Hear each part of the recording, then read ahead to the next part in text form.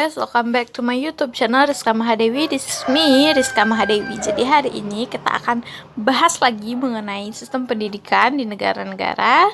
Hari ini kita akan bahas di satu negara yang pastinya kalian pasti akan kenal banget ketika kalian mendengar kata mungkin Shah Rukh Khan, Taj Mahal, apalagi ya.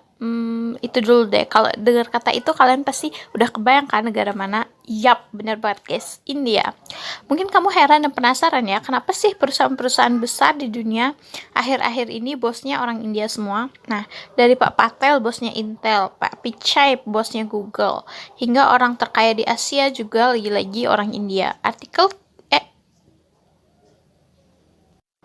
Nah, hari ini kita akan bahas tentang dasar pendidikan dan situasi masyarakat India yang sangat luar biasa, timpang ekonominya, besar, hebat, dan beragam, namun sanggup menghasilkan pemimpin perusahaan kelas dunia. India merupakan negara Asia Selatan yang memiliki kemegahan budaya di dunia menyaingi Cina dalam kesusastraan, seni, dan arsitektur yang menciptakan rasa nasionalis masyarakat India karena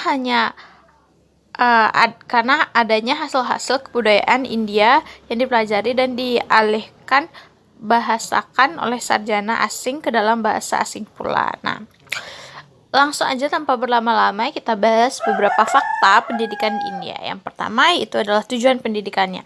Tujuan pendidikan di India itu ada 3. Yang pertama untuk memberantas buta huruf, yang kedua untuk meningkatkan mobilitas dan integrasi nasional, yang ketiga yaitu untuk memajukan dan mengembangkan ilmu dan teknologi. Nah, yang kedua yaitu kondisi pendidikan di India. Di India terdapat beberapa universitas yang terkenal, di antaranya BITS, ISB, IITS, NITS, IISC, IIMS, dan AIIMS. Namun, masyarakat India harus menghadapi tantangan dalam pemenuhan pendidikan dasar agar mencapai 100% angka melek huruf, serta menjaga anak-anak yang orang tuanya kurang mampu untuk bersekolah dan meningkatkan pendidikan di daerah pedalaman yang menjadikan kendala terbesar untuk mencapai target yang telah dirancang. Nah, BTW, aku udah ngomong panjang lebar, aku lupa nyebutin ini sumbernya itu dari Fortuner ID.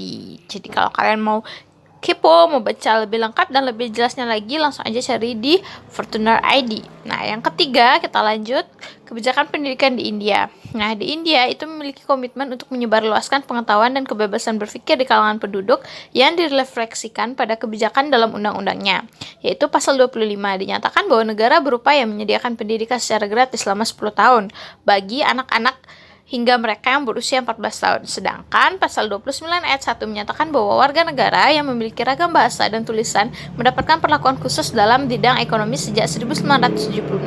Pemerintah pusat telah menetapkan untuk bertanggung jawab dalam pembiayaan serta mengatur pendidikan dasar hingga menengah dan mengadakan koordinasi dengan program pendidikan tinggi. Pemerintah juga memberikan kesempatan yang sama dalam pendidikan umum. Oke, next kita lanjut ke faktanya yang keempat, yaitu sistem pendidikan di India. Nah, pendidikan di India saat ini menggunakan pola dan substansi yang diadopsi dari negara barat, di mana pertama kali diperkenalkan oleh negara Inggris pada abad ke-19. Komisi Pendidikan di India telah menetapkan kebijakan sistem pendidikan 10/2/3 untuk anak usia sekolah. Tingkat awal 10 tahun terbagi dalam 3 jenjang, yaitu primary 5 tahun, upper primary 3 tahun, dan secondary itu 2 tahun. Struktur pendidikan sekolah yang seragam tersebut telah diadopsi oleh seluruh negara bagian dan teritori India. Walaupun demikian, di lingkungan dan teritori India masih dijumpai sejumlah kelas yang menyelenggarakan pendidikan dasar, primary, menengah, upper primary, dan higher secondary school. Pendidikan jurusan baik teknik maupun bisnis menetapkan pola pendidikan Gandhi, yaitu pembentukan manusia berkepribadian utuh, kreatif, dan produktif.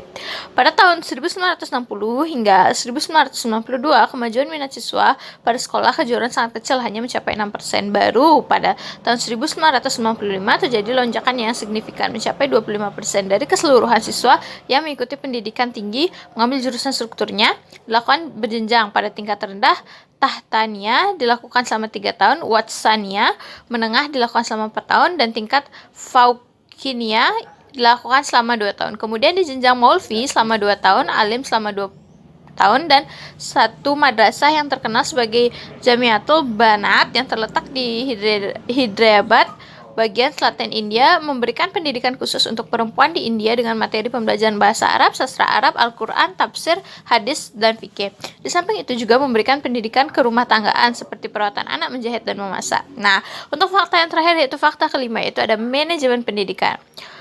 Otoritas sistem pendidikan ini dipengaruhi oleh Mahatma Gandhi yang memiliki gagasan untuk membentuk kepribadian yang utuh, kreatif, dan produktif. Departemen yang menangani masalah pendidikan adalah Departemen Pendidikan dan Kesejahteraan. Pemerintah memutuskan bahwa kebijakan pendidikan diambil berdasarkan ketentuan Parlemen Federal, sedangkan pemerintah hanya bertindak sebagai pelaksana. Ide ini muncul atas usul Departemen Pengembangan SDM pada tahun 1990. India membentuk komite modifikasi kecil untuk bekerja selama 2 tahun untuk merevisi program jangka panjang dalam pendidikan. Pendanaan sejak 1976, pemerintah pusat telah menetapkan bertanggung jawab atas pembiayaan dan pengaturan standar pendidikan atas sampai menengah dengan koordinasi dengan program pendidikan tinggi, kurikulum, dan metodologi. Pengajaran, struktur, dan kurikulum pendidikan di India secara esensial dipengaruhi oleh sistem pendidikan Inggris karena latar belakang penjajahan. Namun setelah merdeka, upaya pendidikan ditekan pada ekspansi yang cepat dibandingkan dengan reformasi menyeluruh. Maka konstitusi yang berlaku pada tahun 1950 selanjutnya menegaskan prinsip bahwa pendidikan merupakan penyampaian materi. Karena itu berada di bawah kebijakan pemerintah, sedangkan tugas Menteri Pendidikannya hanya membantu pemerintah melalui menyediaan bimbingan dan dana. Pasal dalam konstitusi India menyatakan perlindungan hak bagi lembaga swasta untuk menyelenggarakan pendidikan dan menerima bantuan dari pemerintah serta menyediakan standar tertentu yang harus dipenuhi oleh lembaga tersebut. Sedangkan bidang spesialisasi di jenjang pendidikan tinggi terkait dengan disiplin ilmu tradisional seperti sejarah, sastra Inggris, dan ilmu politik.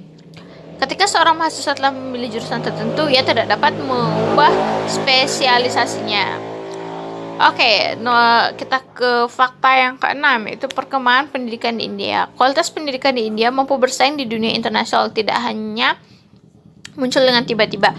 Ada beberapa hal yang menjadi faktor pendorong kemajuan dan perkembangan pendidikan di India. Di antaranya yaitu yang pertama, universitas-universitas modern di India sudah berdiri sejak tahun 1857 dan mapan. Sebagian kampus yang terkenal di India sudah berdiri sejak masa penjajahan Inggris. Dengan usia yang cukup lama tersebut, mereka sudah cukup mempunyai pengalaman dan matang dalam sistem pengelolaan dan upaya untuk meningkatkan kualitas SDM di India. Kedua, penggunaan bahasa Inggris sebagai bahasa pengantar di lembaga-lembaga pendidikan dan lembaga pemerintah di India. Dengan menggunakan bahasa Inggris, mahasiswa di India tidak lagi mempunyai masalah untuk mendapatkan berbagai ilmu dari semua perspektif dan pendekatan dengan jumlah referensi yang sangat banyak. Ketiga, dosen di India sudah menyelesaikan pendidikan doktor atau S3. Bahkan tidak sedikit dari mereka yang menyelesaikan S3 dan S2 beberapa kali.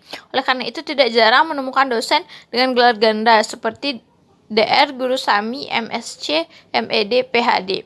Keempat, di India mengembangkan berbagai kampus yang fokus pada satu bidang tertentu yang kemudian menjadi kekuatan pilar pendidikan di India yang alumninya berkualitas dan tidak diragukan lagi di dunia internasional. Bahkan karena banyak pasar internasional terhadap alumni India, pemerintah India sudah mulai membangun upaya kerjasama dengan perusahaan-perusahaan asing untuk membangun kampus sendiri di India. Oke, segitu dulu mengenai fakta-fakta pendidikan di India. Mohon maaf kalau ada kesalahan kata dan mohon maaf kalau aku ngomongnya kecepatan karena keterbatasan waktu, situasi, dan kondisi. Sekian vlog kita hari ini. See you on my next video. Bye-bye.